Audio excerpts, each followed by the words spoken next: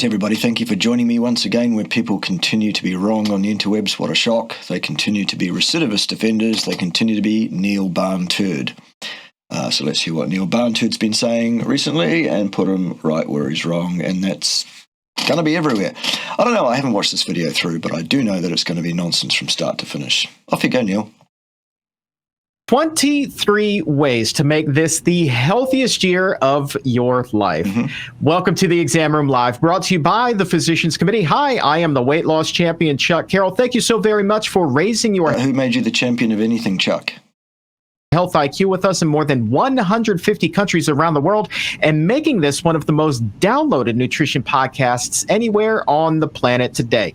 And today we are Shows how stupid people are, doesn't it?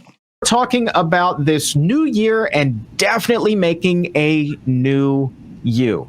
We have nearly 24 ways to do that with Dr. Neil Barnard. No, Neil Barnard doesn't know anything about anything whatsoever. There is nothing that this man is going to say that is correct, indicated, has any veracity or utility. Neil Barnard is going to basically misguide you or attempt to. This is Darwin in action, by the way, staff. Anyone stupid enough to listen to Neil Barnard really does deserve what they get, frankly. He is here with us. Ways that will really help you rethinking this obsession that we have with these low-fat, high-fad diets. Yes, high-fad. Chuck, human beings have been eating a high-fat, moderate-protein diet, animal fat, that is, and animal protein, that is, for 4.5 million years. That's not a fad. The fad is trying to live on purely plants, which is something we are not evolved for, not designed for. It's contraindicated. It's damaging to health long-term, medium-term, and probably short-term as well. It's demonstrably destitute of nutrient. That's the fad, okay? Not the species-appropriate, species-specific diet. You silly little boy. What is next? That are just all the rage. Could it be that we're really off base with our thinking? And yes, you are, Chuck. Absolutely. You and Barnard and all your other veganerized mates. Yes, you are all completely off the planet. That is why we have to hit the reset button every single year when it comes to our health.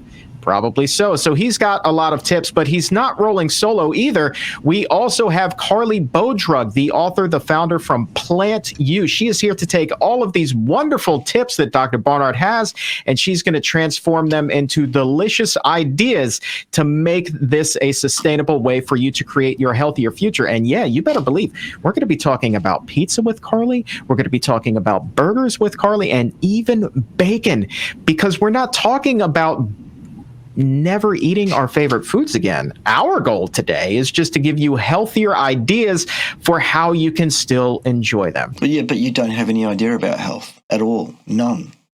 You are totally misguided, totally indoctrinated, totally brainwashed by a bunch of misanthropists.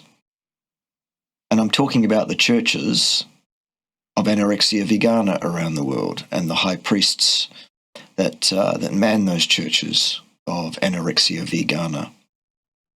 Carly in a little bit, but first let's go ahead and welcome the author of Your Body in Balance to the Exam Room Live for the very first time this year. Dr. Neil Barnard, thank you for being here and Happy New Year, my friend. Happy New Year to you, Chuck. Absolutely, I would take health advice from Neil. How about you?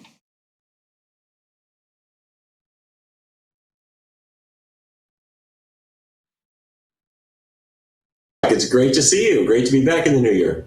Absolutely it is. And let's get going. We have a lot to cover today, nearly 24 ways to make this the healthiest year of our life. Number one on the list is fiber. No, fiber is contraindicated in the human colon and the human diet. There's no place for fiber.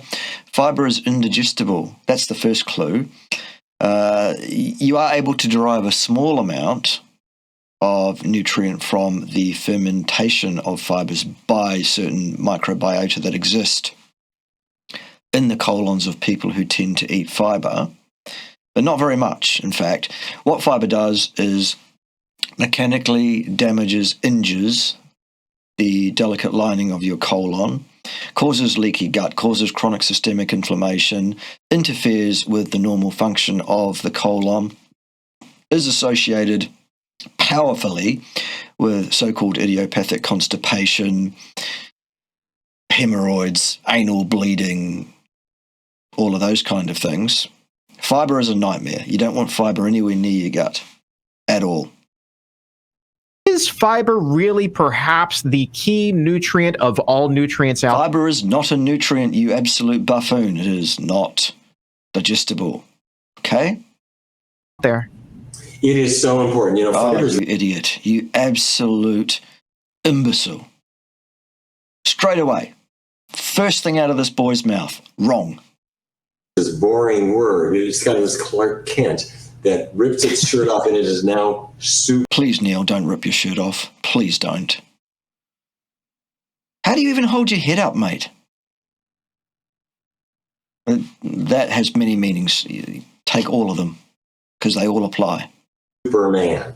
That's what fiber is. Fiber is in vegetables, fruits, beans, whole grains, and you already know that it keeps your digestive tract running. No, it doesn't. It does the exact opposite, in fact, Neil. There's only one study available on this, clinically undertaken or even remotely pseudo-clinically undertaken, with human beings as subjects, N equals 64.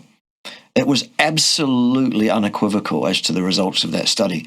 Do a search for Dr. Paul Mason and fiber on the YouTubes and you'll find out all about it. Okay, so no, Neil, fiber does not keep your digestive system running. So it stops constipation. No, it actually causes constipation, Neil, if anything.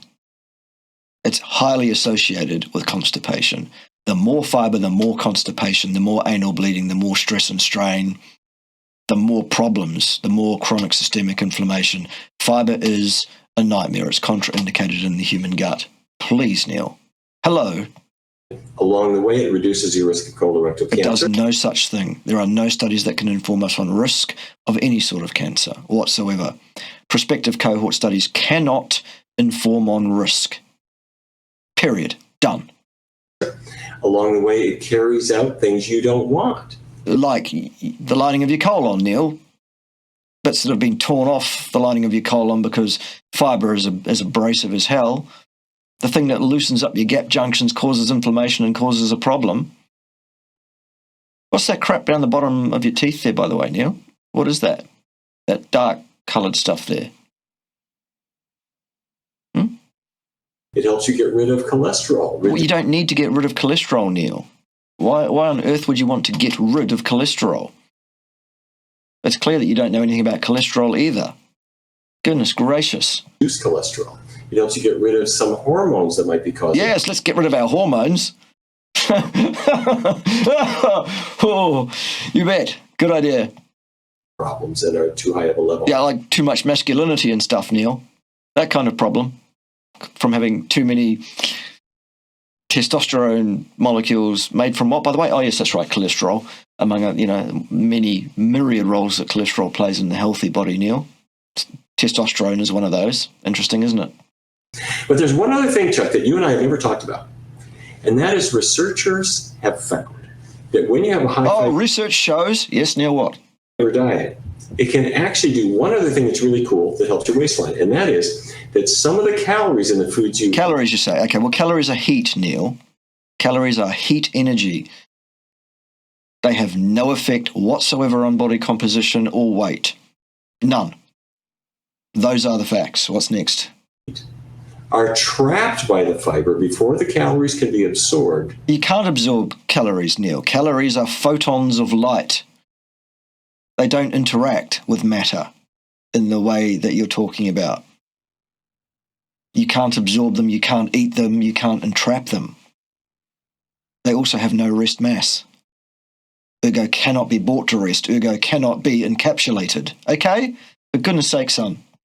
Learn some physics as well as perhaps some medicine, physiology, nutrition science. And you literally flush them down the toilet. Literally, yes, literally the most overused word in the English language. Adds nothing, Neil, whatsoever. So that's right. Fiber can actually take calories, get rid of them. No, it can't. False. Absolutely, fundamentally false. Fiber can do no such thing. You can absorb them and help you lose weight in that way. So Nonsense. You cannot lose weight as a function of calories. Calories don't weigh anything. zero rest mass. Any amount of weight, plus or minus any number of zeros, Neil, is unchanged, isn't it? The only way to change the body composition or mass of your body is to exchange mass with the external environment outside the boundaries of the system which makes up your body. Mass. Okay, not energy. Fiber, powerful stuff. Shut the front door. It traps it and it just forces it out, huh? Nonsense. Absolute rubbish. Exactly right. No, So exactly wrong, Neil. False. Completely, absolutely false. Rubbish. you eat 100 calories worth of something. You can't eat any calories at all, Neil. Calories are photons of light and nothing else. They cannot be eaten or absorbed, or contained, or brought to rest. Without any fiber, you know how many calories you absorb? None. You never absorb calories, ever. 100. No. False. You eat 100 calories. You can't eat calories still. High fiber foods, the fiber grabs some of those calories. In other words, the amount of actual effective energy contained in fiber is much lower, much lower than it would be in more digestible foods. If you are going to equate the actual effective energy in the food as calories, which you should not do, there's no surprise here, Neil. Remember, I've already said it several times, you cannot digest fiber. Ergo, you cannot derive energy from it to any meaningful degree. Okay, what's next? Carries them away, flushes them away, and you never absorb them. Fiber for the win. Okay. No. Misinformation, nonsensical garbage, stupidity, and extreme arrogance for the lose. What's next? We are learning something new. We're off No, to you're not. No. a great start. Number 2 on the list is quit the protein obsession. Yes, don't eat that stuff that 65% of your dry mass is made from, amino acids and protein. Absolutely avoid that stuff. Because, there's only one way to end up looking like Neil Barnard does, isn't there? It's to be vastly, hugely, obviously, patently protein deficient, isn't it? That's what we need to do. Stop me, Dr. Barnard, if you've heard this before. Somebody asks you, okay, so you're eating a plant-based diet. Where do you get your protein? Well, it's clear that he doesn't. Chuck. It's obvious. It's patent. Oh my goodness sakes. And here we have done a 180 shift on this. Up until recently, the idea was, the best source of protein is meat because it's got all the essential amino acids. And you can do it as a vegan. If you eat a variety of foods, you'll get the same essential amino acids. Yeah, it's very, very difficult to get enough of all of them, though, Neil. You have to eat a volume of completely unfood-like slop to achieve that, which is full of contraindicated fiber, plant toxins, and anti-nutrients that will actually slowly kill you. Because you're not evolved or designed to gain your nutrition by eating plants. You're a carnivore. That's what Homo sapiens are. We are carnivores.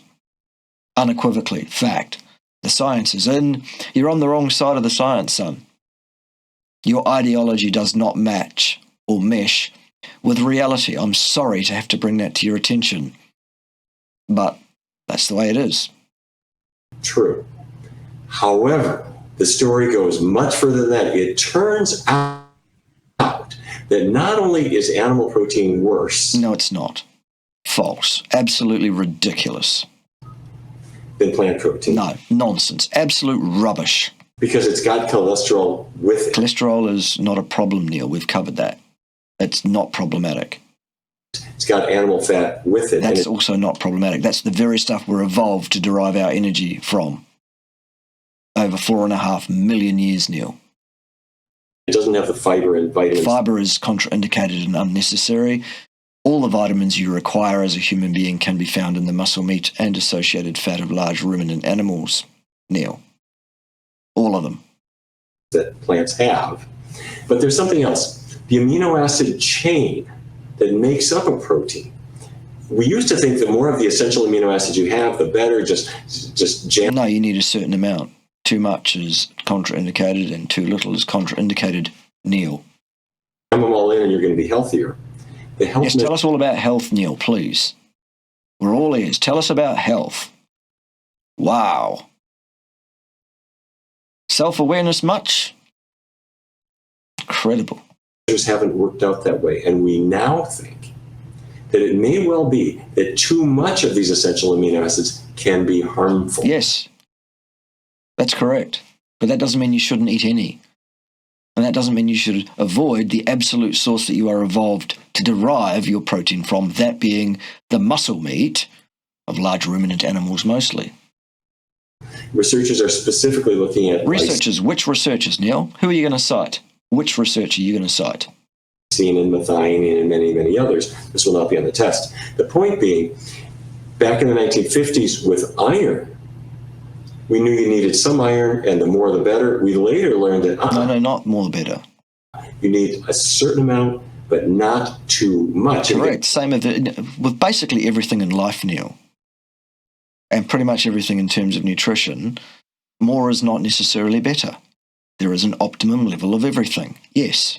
Too much iron, it hurts your heart, damages the brain. It may be that way with those essential amino acids that are in animal protein. You get too much, it's harmful. And the good news, plants. What if you get too many amino acids from plants, Neil? Are they somehow miraculously safe from this issue, from this problem? No. Give you the right amount.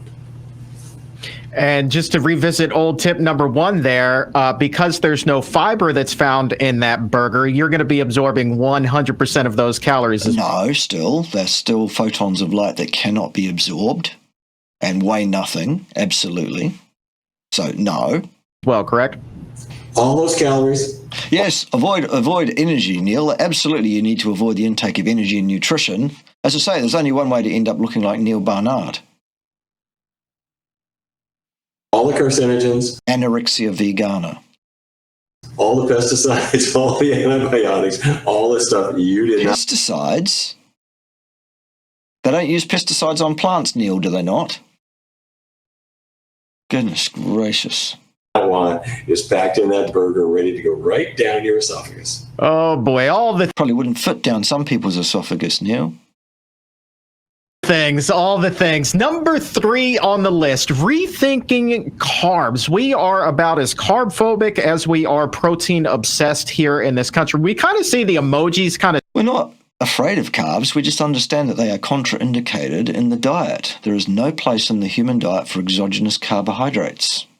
They cause problems. Unequivocally. We're done. They're not necessary. We're done. Let's move on. To spell out on the screen what it is that I think we're going for here. Potatoes, smiley face, French fries, frowny face.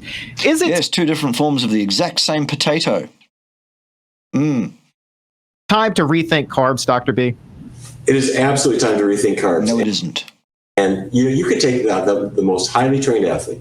They lace up their sneakers and they are about to play tennis. They're going to play basketball. They're going to run a marathon, whatever it is.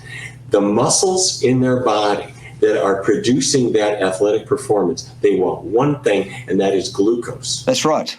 That's why they are able to produce all the glucose that is required from non-glucose precursors in their stored energy reserves in the body, or substrate reserves, I should more accurately describe them as. You still do not need a single gram of exogenous carbohydrate in your diet ever. Now, Neil, one of us is an exercise physiologist. The other one is you. Okay? You're out of your lane. You're an allopathic physician. So you're also out of your lane talking about nutrition, because you're not trained in nutrition. Not at all. I am. Okay? What's next?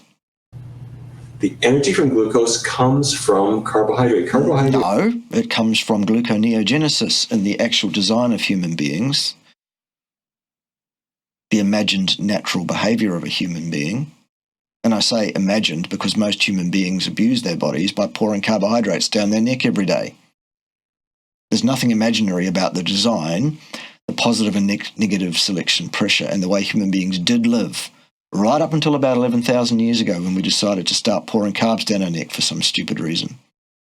Because we thought we knew better than Mother Nature. Okay? Human beings are designed to run on the flesh and fat of animals, not plants, not carbohydrates. The exact dietary requirement for carbohydrates, even if you are a high-intensity athlete, is not 1 single gram ever. None. What's next?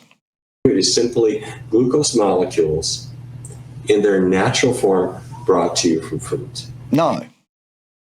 Brought to you by gluconeogenesis. See, Neil Barnard doesn't even understand gluconeogenesis. And he claims to be an expert in nutrition or physiology in some way or metabolic pathways. He's certainly not an expert on how to have enough protein. That's clear. What's next?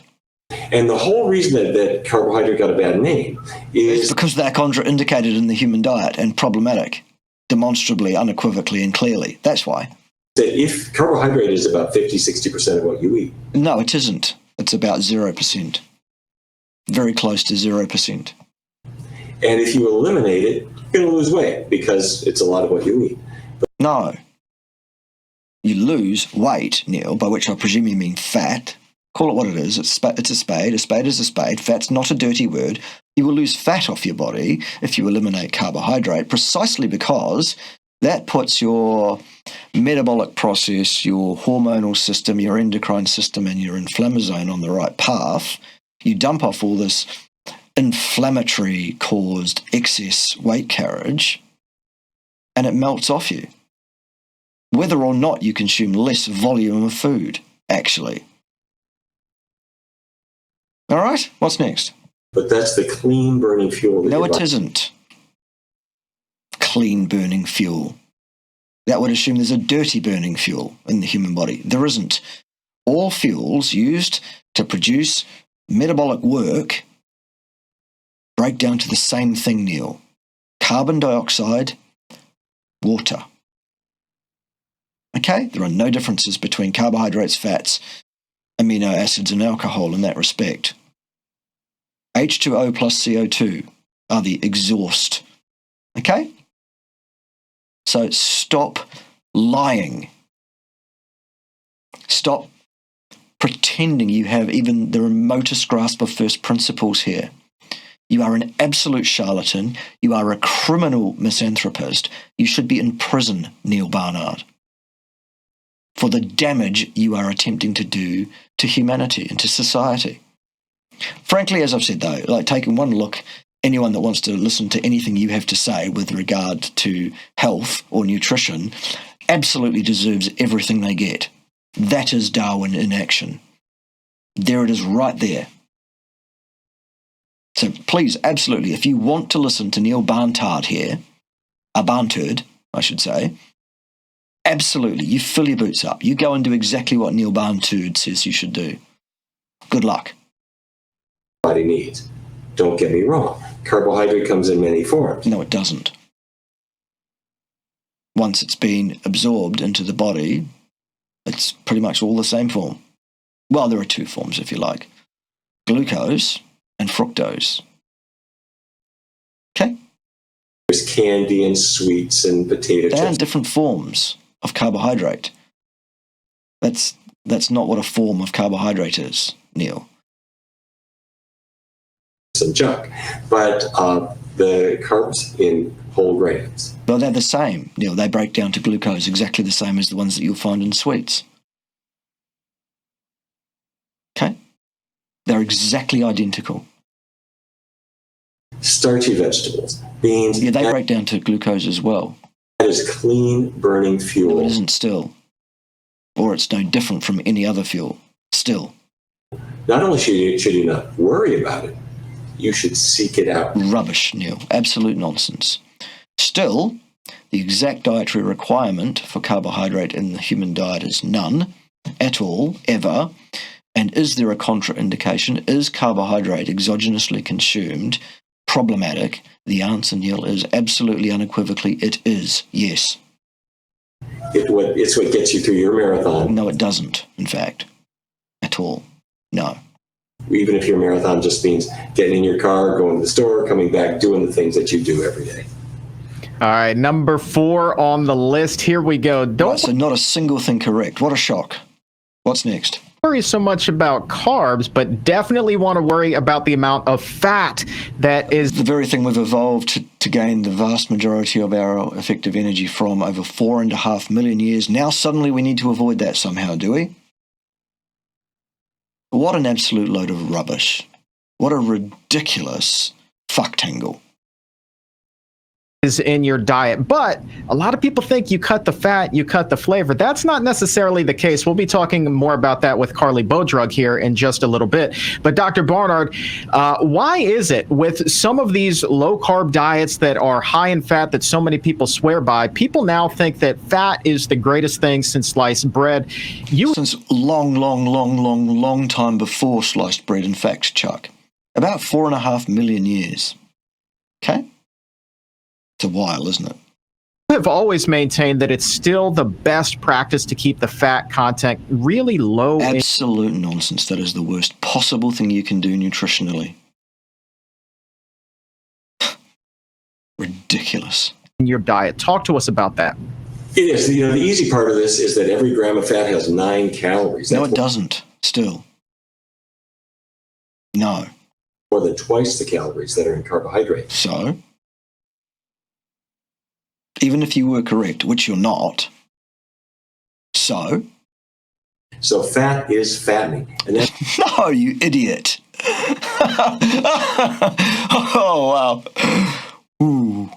Wow. Tell you what, Neil, anytime you want to feel like it, I challenge you to eat the same mass of fat that you have been doing in indigestible carbohydrates and fiber-filled nonsense. See how you go, son. You absolute buffoon. Challenge you to get that much fat into your system. Wow, what a clown. That's true for bad fats and good fats. There aren't bad and good fats necessarily if you're looking in the animal kingdom. The bad fats, if there are any, are the ones you're going to find in the plant kingdom, Neil. The mono and polyunsaturates. They're the ones that are problematic. But animal fat in particular, it's a mixture. Yeah. In that mixture is a lot of bad fat. No, there aren't, Neil. There's a small amount of bad poly and monounsaturates in animal fat. It's mostly saturated, which is absolutely the form of fat you evolved to consume over 4.5 million years. The saturated fat. No, they're not bad, Neil, you absolute ignorant buffoon. You silly little boy. No. The one that's solid at room temperature. Why is it bad? It's not bad, Neil. Is your cholesterol? No, again, cholesterol is not problematic. And saturated fat is also not cholesterol, Neil. Increases the risk of Alzheimer's. No, not risk. There are no studies that inform us on risk of any disease process as that relates to any aspect of human nutrition anywhere in the literature, Neil. None at all. So cutting the fat, good idea. No, bad idea. Stupid idea. Absolutely ridiculous buffoonery. All right. Next up on the list is one of the easier ways to cut a lot of fat. Oh, close, but they've still got it wrong. The word they should use in the middle of those 3 words is no. Use no oil, ever. Okay? Out of your diet, and that is oil. We are so quick to reach for that in the kitchen, and certainly if you go out to eat, virtually anything that's on that menu is going to have a healthy dose of it. No, not healthy. There is no healthy dose of oil. Oil is good for lubricating machinery. That's about it, really. It's also good for distilling petroleum, gasoline from. Various components of it can be extracted and used to make paraffins and waxes and all those kind of things for use in industrial and household products, perhaps. But there's no place in the human diet or nutrition for oils. None.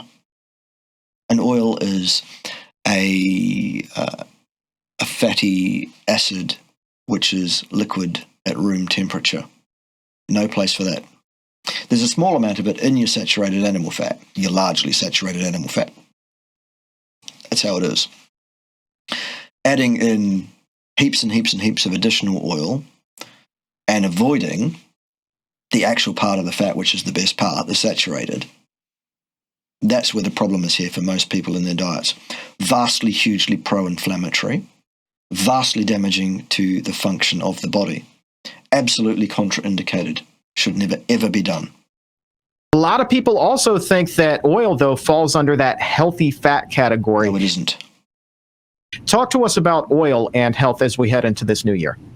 You know, oils are typically better than animal fats. No, they aren't, Neil. False again. Absolutely not. Under any circumstances, no. If you have chicken fat, about 30% of that chicken fat is saturated fat. Well, that's pretty low in terms of the fatty acid profile makes up of saturated animal fats. You actually want more saturates than that and less mono and polyunsaturates if possible. Ideally, you'll go for the fat associated with the muscle meat of large ruminant animals for the basis of your intakes. One that I was saying is bad for your cholesterol. No, again, cholesterol's still not bad, Neil. For your brain. No. Your brain is 65% cholesterol, Neil, for goodness sake. Cholesterol's bad for your brain. Are you that stupid? Or do you think we are? We're not. What's next? So 30%, not good. If it's No, false. Well, not good in that it's too low. beef fat, it's 50%. Even There you go. Much better. worse. No, much better, Neil. See, you've got it all ass about face here. What if I pick olive oil? It's down to 14%. Yeah, that's very, very bad. Way too low. So that's good. The bad fat. No, it's not good, Neil. It's bad. And saturated is not bad fat, you buffoon. In olive oil is about half that in chicken fat. However, if I go to the store and I get a non-stick pan. Again, Neil, please tell us all about health. I'd absolutely love to take health advice from you. Before you even open your mouth and we find out how monumentally stupid you are, Neil, I would take one look at you and go, no, I'm not taking advice from you, son, on any aspect of health at all. Not remotely. Or I'm not using fat at all, even that 14% is now down to 0. So that's why we like that. Now, there's still some room for controversy here. No, there isn't. It's really quite clear.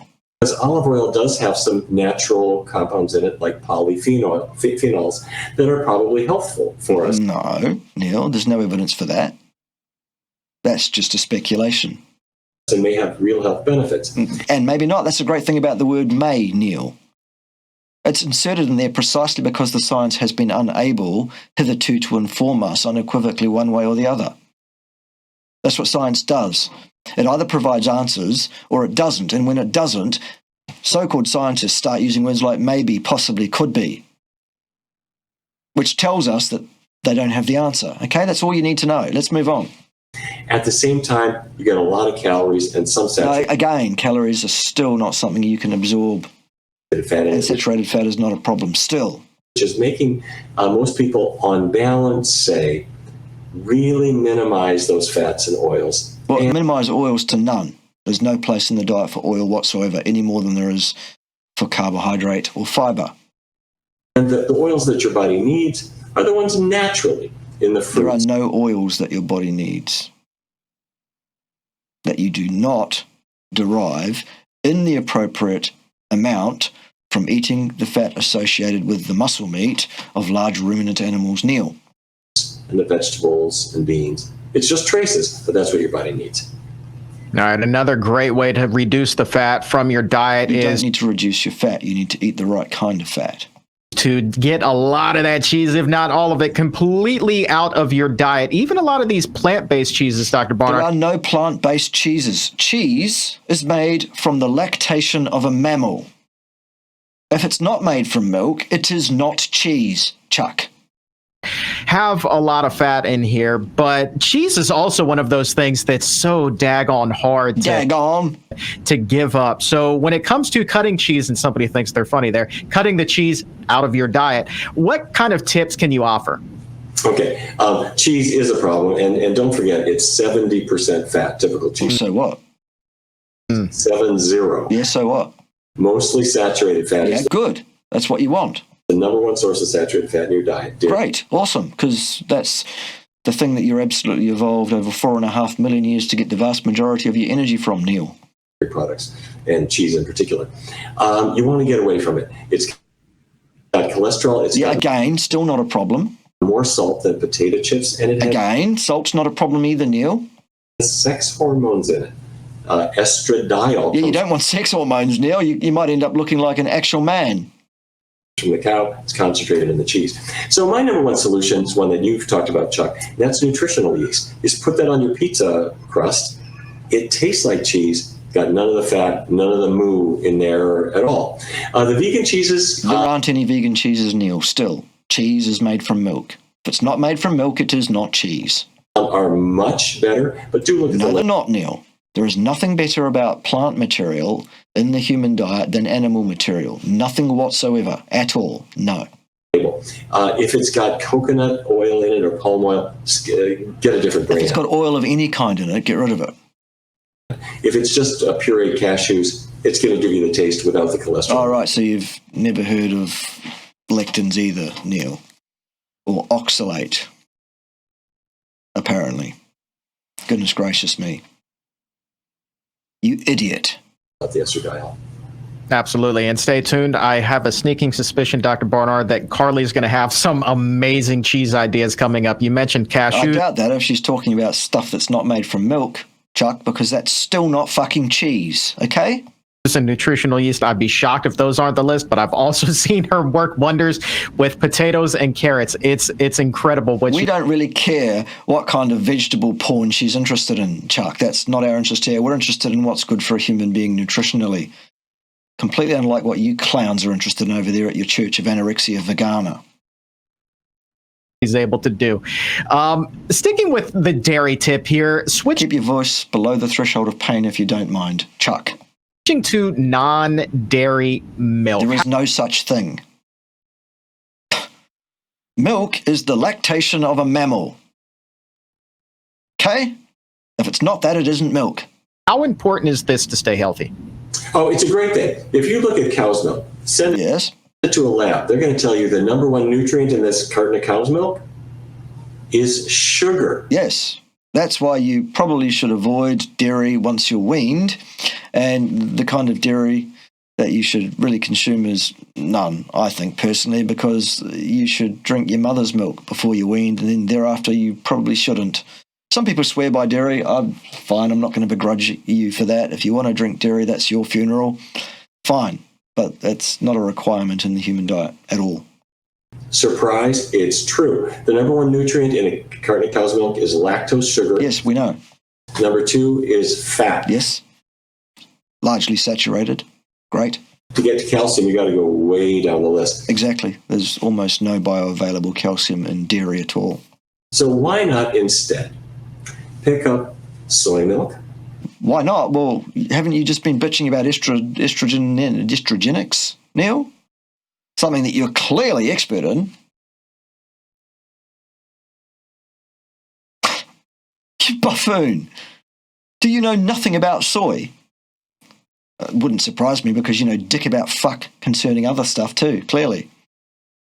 Not a single thing you've had to say is correct, Neil, on any topic. Pretty much ever in your life. It's incredible how a person can be so wrong so consistently on everything he has to say. It's amazing. Carry on though, son. You're doing a great job of indoctrinating people. Or puppets. Almond milk, oat milk, rice milk. None of those are milk, Neil, because milk is the lactation of a mammal still. Hemp milk. There are so many choices out there, and they're just If you want milk, the only option, Neil, is milk. waiting for you to try it. So get a couple different ones. See Oxalate, lectins, other anti-nutrients. Wow. The stupidity drips from every pore, doesn't it? which ones you like. And what you're going to be skipping is that sugar. You're going to skip that fat. You're going to skip the animal proteins in milk. So pretty much there's going to be no nutrient to speak of at all. That's what we thought. Good. What's next? But for some people are irritating and can lead to things like migraines and joint pain.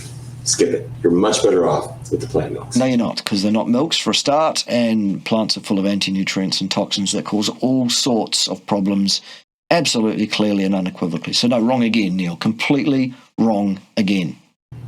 Number 8 is kind of a tip that is old as time. I don't know. Right, so oxalates, no, you don't want to do that. Not at all. Sulforaphanes and some of those things. No, you don't want to do that. Fiber, which is contraindicated, and the fact that there's almost no nutrient of any kind that is bioavailable for animals in that anyway, precisely because plants have evolved in such a way as to lock their nutrient up and poison animals that try and eat them. It's pretty straightforward, really, when you've got half a brain. Anybody whose mom did not tell them growing up to eat more green leafy vegetables. And nonetheless, here we are still in 2023. It's still important enough to make this list. It's still wrong, though, Chuck. You still shouldn't eat leafy greens, ever. When it comes to getting green vegetables, green leafy vegetables into the diet, is it possible to overstate the importance? You shouldn't do it, ever. Every time we turn around, we find another scientific study showing the benefit that green leafy... No, you don't. There are no scientific studies showing any benefits of leafy green vegetables in terms of heart health outcomes in human beings over any period of time. None at all. Not one, Neil. You liar. Vegetables have. Yes, they've got fiber. Well, that's bad. They also have iron in its... Iron?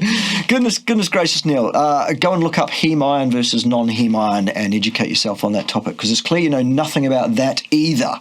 What's next? Most healthful form. Rubbish, Neil. You are evolved to consume iron in the heme form. It's the only form that you can actually absorb remotely well anyway. Non-heme iron is toxic, Neil. Immediately toxic. You buffoon. And a lot of highly absorbable calcium for most types of green. No, Neil. False again. Highly absorbable calcium you will find in the muscle meat of large ruminant animals. Leafy vegetables. But you might think about different ways of getting it in. There are the raw vegetables. What, you mean eating it or stuffing it up your anus? Become part of your salad. I'm talking about the baby spinach leaves or whatever they may be. And then there are the cooked ones that are often sides for lunch or dinner. Have a variety, and there's no, don't do that. Eat the muscle meat and associated fat of large ruminant animals. Add salt, drink water. Butter's fine if you like it and you find it useful. Plus or minus dairy, that's an individual choice. I choose no on that one, but your choice is yours. There we go. Rinse and repeat. No plant material, no fiber, no carbohydrates. None of that. It's all contraindicated nonsense. It's all stuff that'll slowly kill you. Job's a good one. We're done. Neil's not done, though. You're doing a great job, by the way, son. Keep going. Nothing that says you can't have more than one at a meal. Yeah, well, you shouldn't, though, because of the toxins, anti-nutrients, contraindicated fiber, poisonous iron, all of that. That's right. You're having your... No, that's not right, Neil. You're wrong. Completely wrong about everything you've ever said publicly about nutrition or health. Of maybe pasta marinara or whatever it is. Why not on the side? A little grilled asparagus, some sauteed broccoli. You can Why not? Because we've got some intelligence and we've done the research to understand why we absolutely should not do that, Neil. That's why not. Brussels sprouts. You can really enjoy these green jewels in many, many ways. And well, I'm quite sure your jewels, such that they are, Neil, probably are green. Nonetheless, what you're saying is wrong. Put them in your routine every day. I like the way you put that, green jewels. Yeah, I liked it too. Goodness. I like that. But you know what? You said that already, Chuck. It's not just green that should be on the plate. It should be a cornucopia of color, my friend. Yes, because if you look at any RDI chart, it will tell you exactly how many colors you need to be healthy. Yes. We live on colors. I suppose you think we live on wavelengths of light, which I suppose is what makes up colors. Calories, you say. All right, maybe we do need some colors. Have you had all your colors today, staff? Make sure you have a cornucopia of colors. Otherwise, you'll be deficient in colors. Okay, let's move on, shall we? Because this is a discussion about nutrition, I thought. Eat the rainbow. We talked Eat the rainbow, good. Again, with the photons of light. Good luck trying to eat light. about that on the show. Still as important as ever as well. Still wrong, Chuck. Still ridiculous, still nonsensical, still anti-scientific, still complete rubbish. What's next? Oh man, you know, the beta carotene is the orange pigment in nature's painting box. Yeah, it's also known as proretinol, or pre-retinol if you like. It's actually not vitamin A, and you can't particularly transmute it into vitamin A. It's actually one of those bio-unavailable forms. Okay? And Mother Nature put that in carrots. And No, Neil. No. Carrots in their natural format were white, containing almost no carotenes of any kind, alpha, beta, or whatever. They were stringy, they were fibrous, they were skinny root-like things. It was actually the king of the Netherlands a number of centuries ago who said, I want these to be sweeter and bigger and fatter and orange. So I need you to selectively breed them and make them so. Okay? Nothing to do with nature. All right? What's next? Sweet potatoes. And the red color, that's lycopene. Lycopene goes into tomatoes, and pink grapefruit, and watermelon. And that purple color, this will not be on the test, but that's anthocyanins, blueberries, grapes. And if you consume these, you're not only getting a really colorful meal. Yes, because we all need a lot of colour in our diet. Otherwise, we'll be deficient in colours, won't we, Neil? These are all different antioxidants. Yes. Well, I tell you what. The human body generates a suite of antioxidants itself. They're protein-based. They're enzymatic, largely. Okay? Your body makes all the antioxidants you need. And for extra safety, you can have some water-based antioxidant floating around in your interstitial and plasma and all those kind of fluids in your body. And you'll find the most effective form of that is one called... well, go and look it up, Neil. It's not vitamin C, by the way. Okay? It's uric acid. Go and look that one up. All right? What's next? That reduce your cancer risk. No. Again, with the risk word, no, there are no studies that inform us on risk, Neil. Not one. None at all. They do not exist, you liar. Your body in a great many ways. All right, now let's talk about some people who have the sweet tooth, and that's virtually everybody, right? No, it isn't virtually everybody at all. It's a large proportion of people, absolutely, but not everybody or even close, Chuck. Eat natural sugars as opposed to refined sugars. Because we all know that makes all the difference, don't we? Sugar is contraindicated in the human diet, whether it's natural or whether it's refined, because it breaks down to the same thing in the bloodstream, doesn't it, Chuck? Yes. Glucose and fructose. All right, shall we move on? Now, I know that sugar is one of those... You don't know dick about fuck, Chuck. Don't say the words I know, because you don't know anything, son. Topics when, especially in our conversations that we've had, Dr. Barnard, about diabetes. Is it really the cause of diabetes? Yes, because diabetes is elevated blood sugar. So how do you elevate your blood sugar? Well, you pour sugar down your neck, you stupid turd. That's how you do it. So yes, it's the cause of diabetes. What's next? Or is it the fat that's the cause of diabetes? No, it isn't the fat that's the cause of diabetes. That is ridiculous. Absolutely ridiculous. When it comes to sugar, is it best practice to eat the more natural kinds and leave the refined? It's best practice not to consume sugar, Chuck, you stupid little boy. Off of your plate? Yeah, it's a good idea. No, it isn't, Neil. What a shock that Neil got that wrong as well. 10 out of 10 so far, wrong. What you said is exactly right, Chuck. No, it isn't. It's exactly wrong. Completely wrong. Ass about face wrong. Irretrievably wrong. Destitute of correctness. That the driver of the insulin resistance... Insulin resistance is a construct, Neil.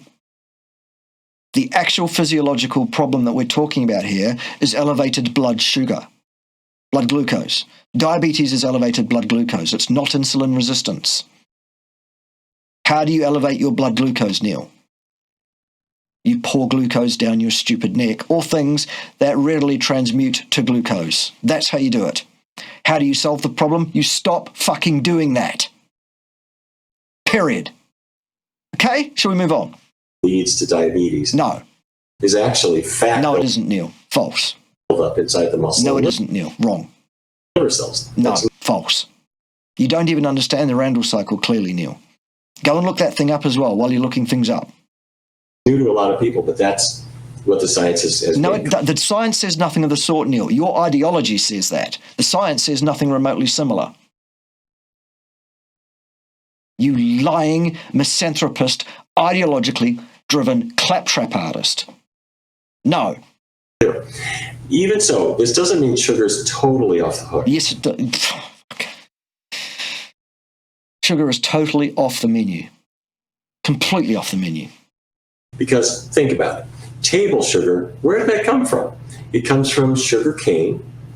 or other places as well, not just sugarcane. Sugar beets, where you took out all the fiber. Which is good because you don't want fiber, but you also don't want sugar, so just don't eat it. All the nutrition, and all you got is this concentrated sugar. Right, which is bad. The very thing that will cause diabetes eventually, Neil. It's still only 4 calories per gram, so it's not... Again, still it doesn't contain calories. Calories are photons of light. They're heat energy, Neil. Has no effect on your body at all. Super high in calories, but it's about as dense in calories as you're going to get. Man, this boy is so fucking ignorant. It's unbelievable how stupid this man is. How indoctrinated, how ignorant, how vacuous, and how destitute of understanding this man is. It stuns me. If you think this kind of stuff pisses me off, boys and girls, you're getting close to the mark. It really does. This is absolutely unacceptable nonsense from start to finish. All of it. It's just rubbish. From that kind of thing. And you're not getting the benefit of the natural part of the plant that you There might are no benefits from eating plants, Neil. None at all. use. Let's say you're going to sweeten up your oatmeal.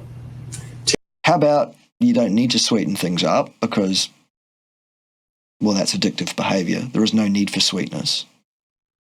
And there's no need for oatmeal. There's no place in your diet for oatmeal. Oatmeal is not the flesh or fat of large ruminant animals, is it, Neil?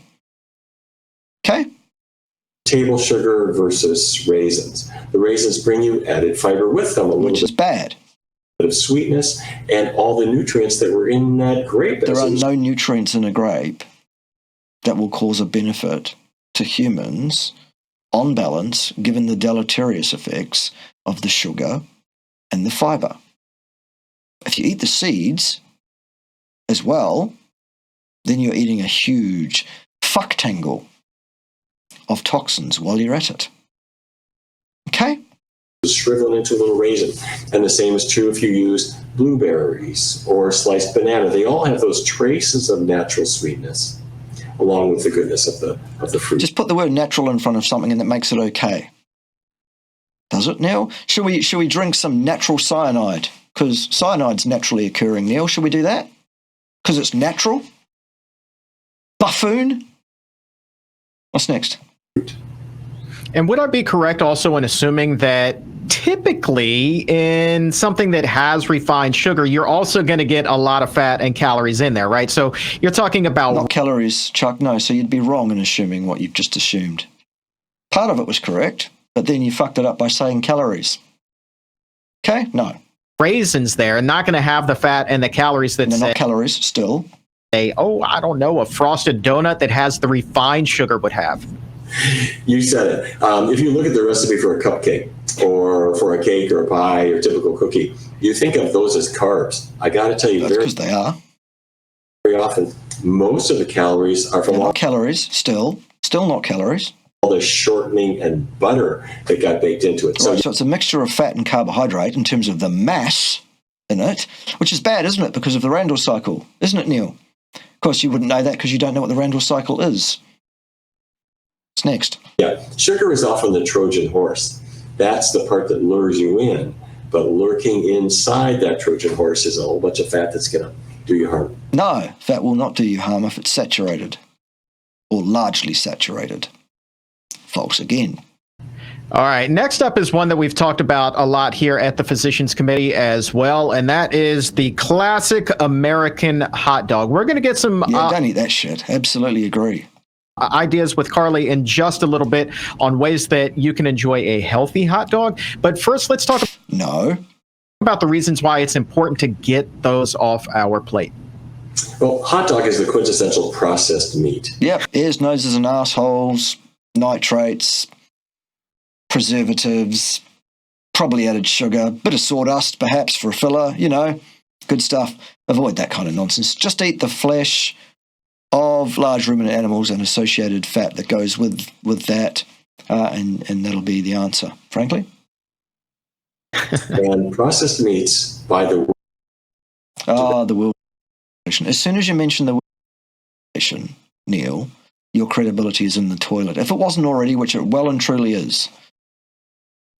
Not a credible organisation.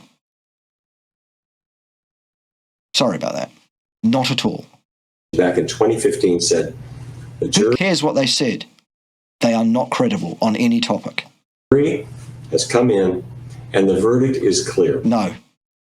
False. There's no jury for a start, so how can they come in and the verdict is not clear?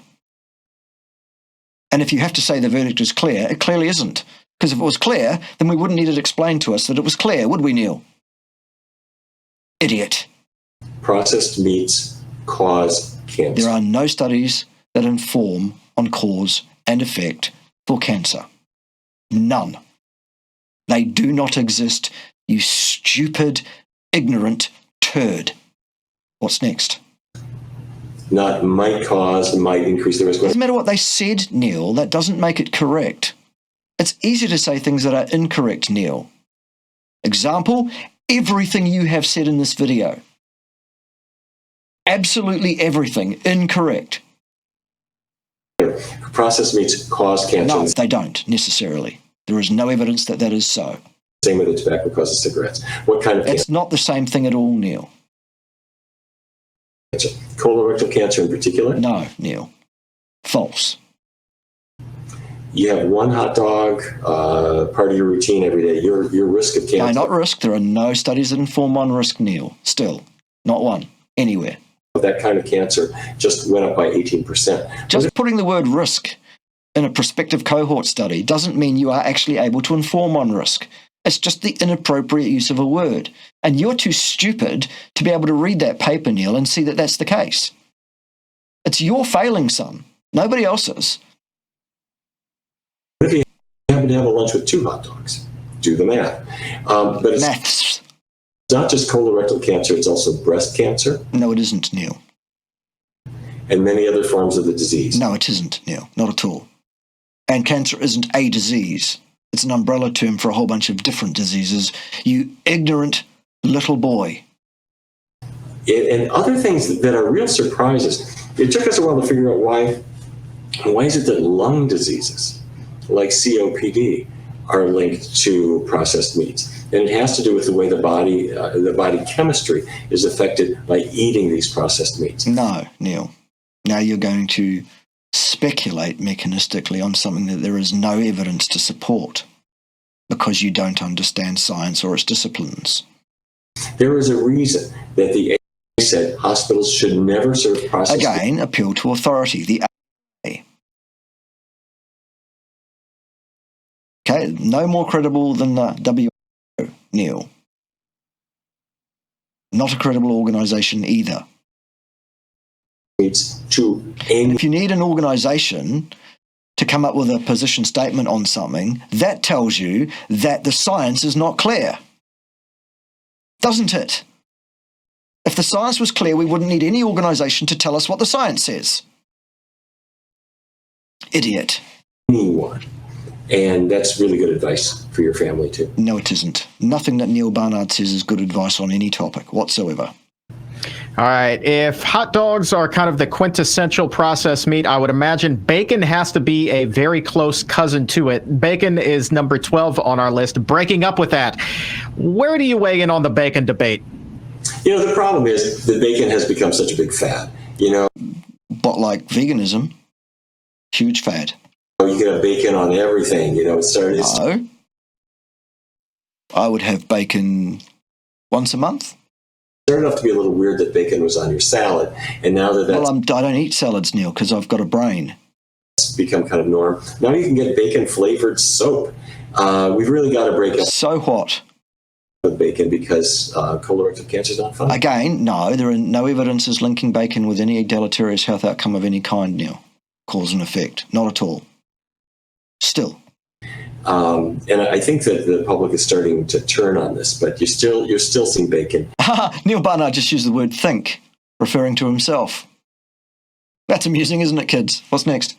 In all kinds of places, and it just creates nutritional havoc. Bacon flavored soap? Really? You've seen it, yeah. So what? What's that got to do with nutrition in any way, shape, or form? You got it exactly. I mean, not for nothing. I just don't think that that's really what you want to smell like. Again, Chuck using the word think, isn't that amazing? Hey, look, I think I've had enough. This video goes on, as you can see, for another 2/3. Do feel free to watch it for yourselves, and if you want to, and see how vacuous and stupid and destitute of correctness, validity, veracity, utility these absolute fuck trumpets are. In the meantime, it's been an hour. That's enough. I've had enough. Good stuff. Join me next time when someone else will be wrong on the interwebs, but not as wrong as this turd here. Barnard ought to be in prison. No two ways about it. See you next time. Ciao for now.